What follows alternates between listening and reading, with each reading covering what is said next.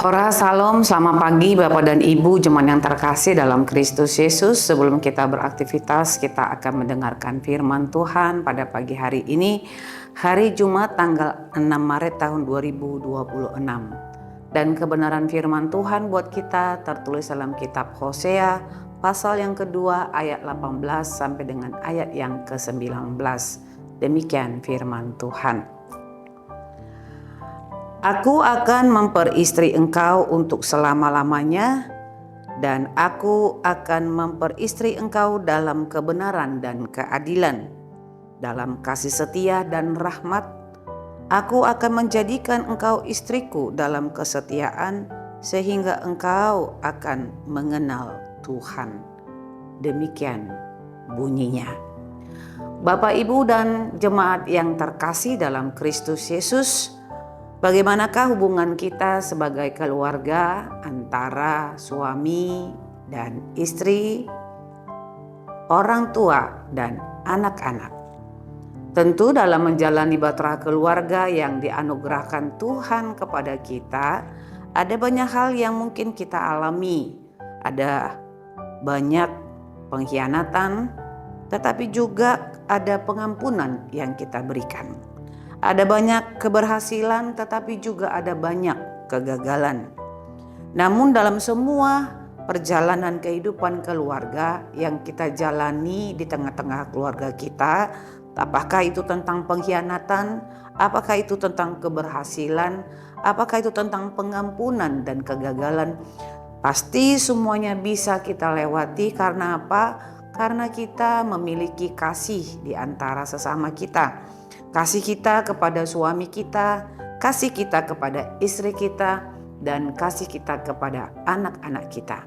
Mari kita belajar dari kitab Hosea, di mana keluarga Nabi Hosea menggambarkan kehidupan umat Tuhan yang saat itu sedang melakukan kejahatan, bersundal kepada Tuhan.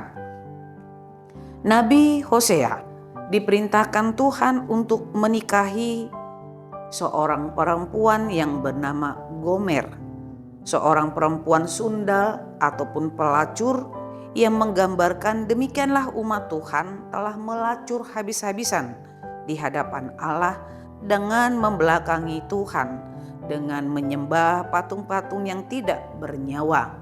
Oleh karena itulah Tuhan memberikan perintah kepada Hosea supaya Hosea mengambil seorang perempuan sundal ataupun pelacur yang dinamai dengan Gomer dan melahirkan anak-anak. Anak Hosea yang pertama yaitu seorang anak laki-laki diberi nama Yisrael, yang artinya tidak lama lagi Tuhan menghukum dan mengakhiri pemerintahan kaum Israel. Lalu kemudian lahir anak yang kedua, seorang perempuan, dan Tuhan memerintahkan supaya Hosea memberi nama Lo Ruamah, yang artinya sebab Tuhan tidak lagi menyayangi Israel, tidak lagi memberikan pengampunan kepada mereka. Dan lahirlah anak yang ketiga, seorang laki-laki, dan Tuhan memerintahkan supaya Hosea memberikan nama Lo Ami, sebab kamu bukan umatku dan aku ini bukan Allahmu. Ketiga nama dari anak Hosea ini menggambarkan perasaan Tuhan terhadap umatnya. Bagaimana umat Tuhan itu telah melacur dan telah membelakangi Tuhan dengan penyembahan-penyembahan berhala, dengan patung-patung yang tidak bernyawa, dengan perilaku jahat di hadapan Allah. Kalau nama yang pertama mengatakan bahwa tidak lama lagi Tuhan menghukum dan mengakhiri pemerintahan kaum Israel, seperti itulah hati Tuhan ketika umat Tuhan melacur. Ketika anak kedua diberikan nama Lo Ruamah, yang mengatakan sebab Tuhan tidak lagi menyayangi Israel, tidak mengampuni mereka, demikianlah hati Tuhan merasakan sesuatu kekecewaan yang sangat dalam ketika umat Tuhan melakukan dosa dan kejahatan di hadapannya, sehingga Tuhan tidak lagi menyayangi Israel.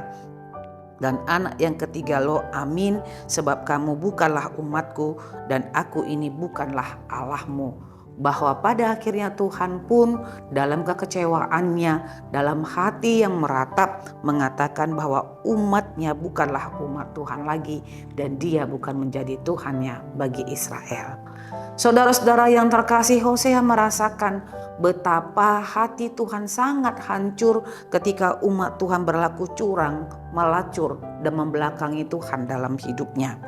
Karena itulah Tuhan tetap memiliki rasa kasih sekalipun dia memiliki hati yang hancur dengan mengatakan seperti apa yang dikatakan oleh nas firman Tuhan kita ini. Aku akan memperistri engkau untuk selama-lamanya, dan aku akan memperistri engkau dalam kebenaran dan keadilan, dalam kasih setia dan rahmat, dan aku akan menjadikan engkau istriku dalam kesetiaan sehingga engkau akan mengenal Tuhan. Apa yang terjadi pada keluarga Hosea dan Gomer, pada akhirnya pun Tuhan akan memulihkan kondisi kehidupan keluarga Hosea dan Gomer dan anak-anaknya. Tuhan tidak mengingat masa lalu, tetapi memulihkan keadaan itu kepada masa depan hingga pada akhirnya dalam kesetiaan mereka dan ketaatan mereka, akhirnya mereka bisa mengenal Tuhan di tengah-tengah kehidupannya. Cinta ilahi yang penuh dengan kasih yang diberikan Tuhan kepada mereka tidak akan pernah sirna. Tuhan tahu bahwa ketika kita jatuh mungkin sulit kembali untuk bangkit, tetapi tangan Tuhan selalu terulur bagi kita semuanya. Ketika kita melacur di hadapan Tuhan menjadi orang-orang berperilaku sundal, tangan Tuhan itu terulur bagi kita semuanya. Sama seperti keluarga yang melakukan kecurangan, perzinahan, dan juga ketidaksetiaan di hadapan istri ataupun di hadapan suami ataupun di hadapan anak-anaknya, tetapi kesetiaan dan pengampunan itu selalu ada. Karena apa? Karena itulah bentuk kasih yang diberikan Tuhan kepada kita. Gomer yang dulu lambang kehancuran menjadi lambang pengampunan bagi umat Tuhan, dan Hosea yang menjadi nabi merupakan menjadi simbol kasih Tuhan dengan memberikan kasihnya yang tak akan pernah berakhir. Dalam lembah yang paling dalam pun, ketika kita jatuh terpuruk oleh karena kecurangan kita dan persundalan kita di hadapan Tuhan, tetapi kasih Tuhan akan menolong kita dan terus mengasihi kita. Karena itu saudara-saudara yang terkasih, jangan pernah melupakan bahwa hubungan kita dengan Tuhan seperti hubungan suami istri. Tuhan adalah mempelai laki-laki kita, dan kita adalah istri-istri Tuhan, di mana Tuhan akan menjadi kepala bagi keluarga kita masing-masing dan memerintah dengan kasih dalam kebenaran dan keadilan, dalam kasih setia dan rahmat. Dan pada akhirnya pun Tuhan akan memperkenalkan tentang dirinya kepada kita kalau kita mau meninggalkan masa lalu, meninggalkan dosa dan kejahatan. Maka setiap hidup kita akan dipulihkan, keluarga kita akan dipulihkan, keluarga kita akan dihidupkan kembali, dan akan diberikan rahmat Tuhan setiap hari, dan itu akan selalu baru. Selamat beraktivitas, Tuhan Yesus memberkati kita semuanya. Amin. Bapak dan Ibu jemaat yang terkasih, sebelum kita tutup dengan doa sesuai dengan amanah kita HKBP, bahwa HKBP telah menetapkan hari ini merupakan hari doa sedunia. Mari kita meluangkan waktu kita sejenak, saudara-saudara, Bapak dan Ibu, supaya kita boleh berdoa di tengah-tengah keluarga kita, mendoakan keluarga kita, gereja kita, bangsa dan negara kita, secara khusus dunia ini, dan terlebih-lebih perperangan yang sedang terjadi di Iran, di Arab Saudi, dan juga di tempat-tempat yang lain, supaya Tuhan boleh memulihkan mereka semuanya.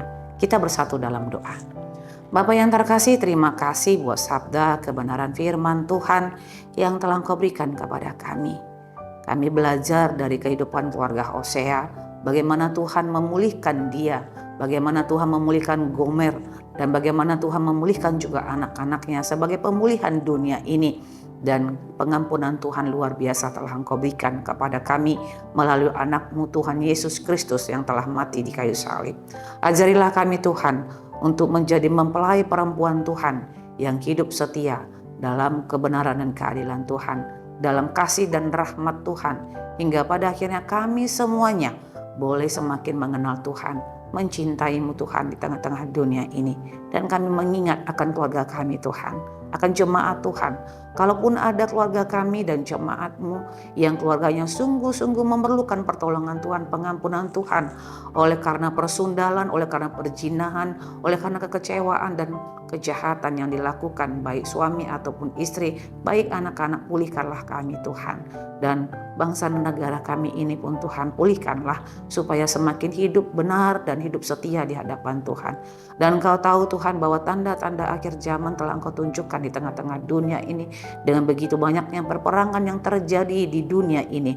Tuhan Yesus, Allah yang maha baik, kiranya kasih yang telah Engkau berikan itulah yang memampukan mereka saling mengampuni sehingga terjadilah perdamaian, keamanan dan kenyamanan di tengah-tengah dunia ini. Kami percaya Tuhan akan memulihkan dunia ini, karena untuk itulah Engkau telah datang Tuhan. Terima kasih, dengar dan kabulkanlah doa kami. Di dalam Kristus Yesus kami berdoa. Anugerah Tuhan kita Yesus Kristus, kasih setia Allah Bapa, dan persekutuan Roh Kudus, itulah yang menyertai hidupmu hari ini, besok, dan sampai selama-lamanya. Amin.